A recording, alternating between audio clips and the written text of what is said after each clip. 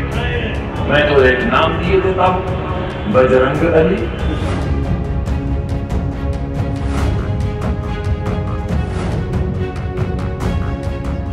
बिहार की राजनीति के फायर ब्रांड नेता गिरिराज सिंह इन दिनों बेगूसराय की सियासी लड़ाई में व्यस्त हैं, लेकिन उनकी नजर पूरे देश की सियासत पर है। वो कहते हैं ना कि ये सोचना गलत है कि तुम पर नजर नहीं, मशरूफ हम बहुत हैं मगर बेखबर नहीं। बिल्कुल इसी तरह बिहार में रहकर यूपी की सियासत पर नजर रखने वाले बीजेपी नेता गिरिराज सिंह भी हैं। तभी तो बेबाक बयान देने में माहिर गिरिराज सिंह को जैसे ही खबर लगी कि यूपी वाले आजम खान ने उनके आराध्य बजरंग बली को बजरंग अली कह दिया है, फिर तो कट्टर हिंदुत्व की बात करने वाले गिरिराज सिंह ने आजम को निशाने पर लेने में जरा भी देर नहीं लगाई। रामपुर में रहकर राम भक्त बजरंग बली को बजरंग अली कहने वाले समाजवादी पार्टी के नेता आजम खान को गिरिराज सिंह ने धमकाते हुए कहा कि आजम खान ने पहले पीएम मोदी को गाली दी, अब हमारे भगवान को गाली दे रहे हैं। आजम खान बेगूसराय का चुनाव खत्म होने के बाद रामपुर आकर हम बताएंगे कि बजरंग बली क्या है। गिरिराज के ट्वीट पर एक ट्विटर यूजर ने लिखा, अपने ही सिक्के खोटे हैं, किसी को क्या कहें। अगर हिंदू इनके साथ न हो तो ये बोलने की बात तो अलग है, ये देश के खिलाफ सोच भी न पाए। एक और ट्विटर यूजर ने लिखा, बजरंग बली हमारे आराध्य देव हैं, उन पर टीका टिप्पणी करना हिंदू धर्म के खिलाफ है। राजनीति करो पर ऐसी घटिया राजनीति मत करो। अखिलेश यादव के समाजवादी सिपाही आजम खान के जिस बयान पर गिरिराज सिंह भड़के हुए हैं, अब जरा उनका वो बयान भी सुन लीजिए। और बजरंग में झगड़ा मत कराओ, मत कराओ। मैं तो एक नाम दिए देता हूं, बजरंग अली। मेरा तो दीन कमजोर नहीं हुआ। योगी जी आपने कहा था कि हनुमान जी दलित थे, फिर आपके किसी साथी ने कहा कि हनुमान जी ठाकुर थे। खुश हो गए उमेंद्र सिंह कि चलो हनुमान जी ठाकुर थे। फिर पता चला कि नहीं, वो ठाकुर नहीं थे, वो जाट थे। पता नहीं मनवीर चकारा है या नहीं है। फिर किसी ने कहा कि नहीं, वो हिंदुस्तान के थे ही नहीं, वो तो श्रीलंका के थे। लेकिन बाद में एक बात बहुत कारामद आई। एक मुसलमान एमएलसी ने कहा कि हनुमान जी मुसलमान थे। रामपुर वालों, झगड़ा ही खत्म हो गया। अब हम अली और बजरंग के खाएं, बजरंग अली, तोड़ दो दुश्मन की गली। ऐसा नहीं है कि आजम खान ने पहली बार कोई विवादित बयान दिया हो। इससे पहले भी आजम की जुबान शोले बरसाती रही है। ये वही आजम खान है जिन्होंने नोटबंदी के समय पीएम मोदी पर हमला बोलते हुए कहा था कि मां को लाइन में लगवाने वाले बेटे को चुल्लू भर पानी में डूब मरना चाहिए। सिर्फ इतना ही नहीं, जब सपा की सरकार थी तो यूपी के राज्यपाल से भी इनका 36 का आंकड़ा रहता था। उन्होंने राजभवन को गुंडे मवालियों की शरण देने वाला बताया था।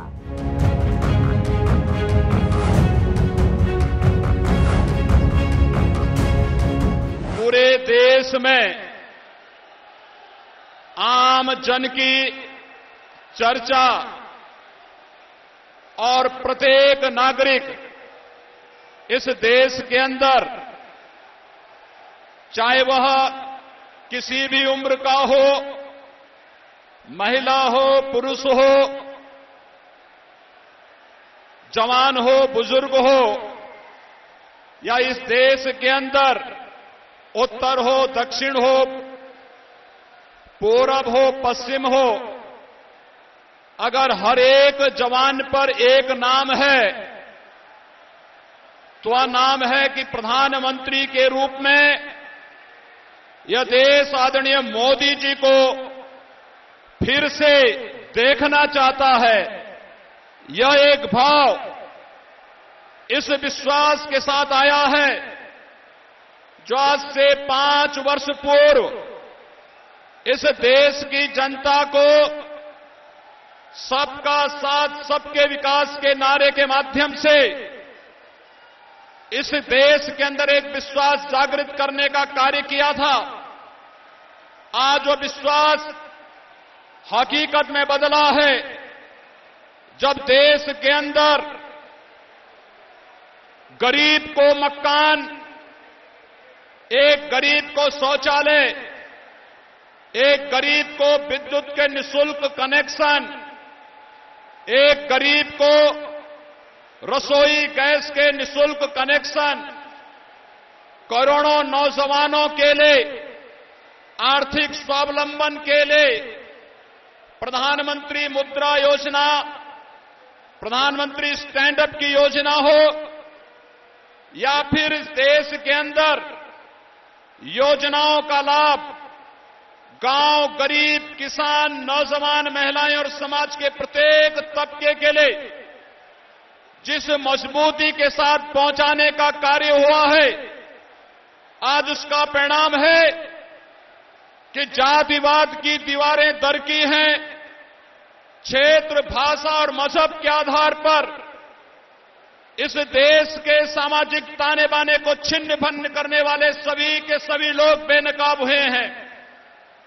भाइयों बहनों, जो कार्य कांग्रेस, सपा, बसपा के लिए नामुमकिन था, आप सब जानते हैं, जब गरीबों को आवास देने की बात आती थी, जब गरीबों को शौचालय देने की बात आती थी, जब गरीबों को रसोई गैस के कनेक्शन देने की बात आती थी, तो कांग्रेस रही हो, सपा, बसपा या लोकदल का गठबंधन रहा हो, इन लोगों के लिए कार्य नामुमकिन हुआ करता था। लेकिन आज 1.5 करोड़ परिवारों को आवास, 4 करोड़ परिवारों को विद्युत कनेक्शन, 7 करोड़ गरीब महिलाओं के लिए रसोई गैस का कनेक्शन, और यही नहीं, 9.5 करोड़ परिवारों को शौचालय की सुविधा के साथ साथ 12.5 करोड़ परिवारों के लिए प्रधानमंत्री किसान सम्मान निधि के माध्यम से जब उन्हें 6,000 रुपये सालाना देने की बात हो, या आयुष्मान भारत में प्रत्येक गरीब परिवार को 5 लाख रुपए का सालाना स्वास्थ्य बीमा का कवर देना, जो कार्य कांग्रेस, सपा, बसपा के लिए नामुमकिन था, आज वह मुमकिन हुआ है। क्योंकि नामुमकिन अब मुमकिन है, क्योंकि मोदी हैं तो, क्योंकि मोदी हैं तो, क्योंकि मोदी हैं तो। और भाइयों बहनों, यह कार्य इसलिए हुआ है क्योंकि जब किसी भी बात से ऊपर उठ करके सबका साथ, सबके विकास के भाव के साथ जब कार्य करना प्रारंभ हुआ है, तो उस भाव को ध्यान में रखकर आज जिस मजबूती के साथ कार्य करना प्रारंभ हुआ है, उस भाव का स्पष्ट लक्षण पूरे देश के अंदर देखने को मिल रहा है। और आज के इस अवसर पर जब आदरणीय प्रधानमंत्री जी देश के 2019 के सामान्य निर्वाचन के लिए हम सबको अपना मार्गदर्शन देने के लिए यहां पर उपस्थित हुए हैं, मैं इस अवसर पर आदरणीय प्रधानमंत्री जी का अभिनंदन इस बात को लेकर के भी करता हूं कि रूस का सर्वोच्च नागरिक सम्मान आदरणीय प्रधानमंत्री मोदी जी को प्रदान किया गया है। इस अवसर पर उत्तर प्रदेश की 23 करोड़ जनता की ओर से मैं आदरणीय प्रधानमंत्री जी का स्वागत करता हूं।